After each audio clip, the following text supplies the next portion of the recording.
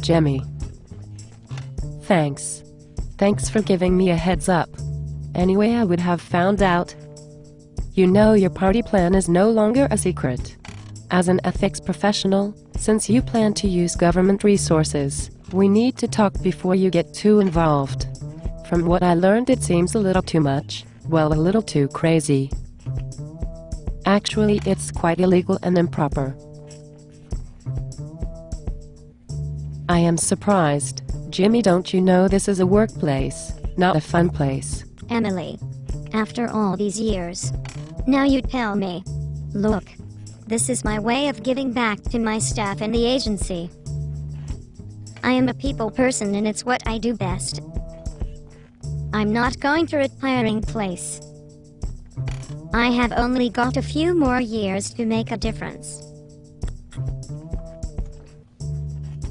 Jimmy, I am not going to discuss your goofy hat or new facial tattoo, or the 80s new wave rock music that you plan to play in the office for several hours. Listen, What do you want to say? Get to the point.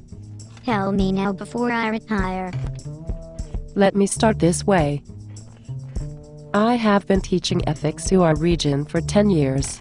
You have been with the government for almost 37 years. Every year we review the standards of conduct for federal employees. Can you tell me how many ethics principles there are? What's a principle? A rule, something you are supposed to do at the office as a federal employee. I don't know. There are a lot of things we are supposed to do at work, like show up, eat lunch, leave at the end of the day. How about 100 rules? No, actually there are 14. Can you name any of them?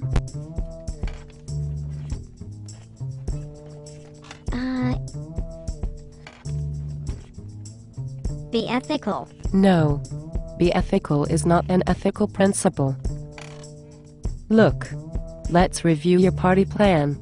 You want to host a party using a federal room during duty hours. It will help break up the day. Half work, half play. You will ask the neighborhood bar for supplies. Well, my wife Ginger works there as a dancer. She still dances well for her age.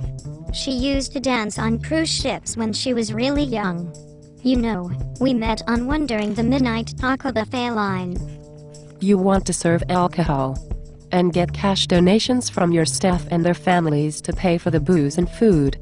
There are so many problems with this party plan, I don't know where to begin. Let's start with an easy rule.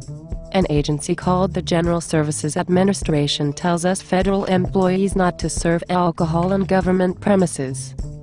Drinks and a good time with good green beer and drinks, that is what St. Paddy's is all about. That's what makes it special and fun. Besides, I thought St. Paddy's Day was kind of a federal holiday in some states? Isn't there some federal law that requires us to observe state holidays if we feel like it?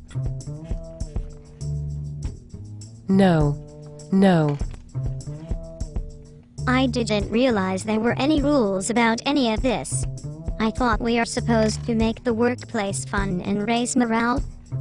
I think a solid St. Paddy's Day party for a day or two would help the agency's rating on best places to work in the federal government. It's best places to work, Jimmy, not best places to play, rest, or best places to retire in place.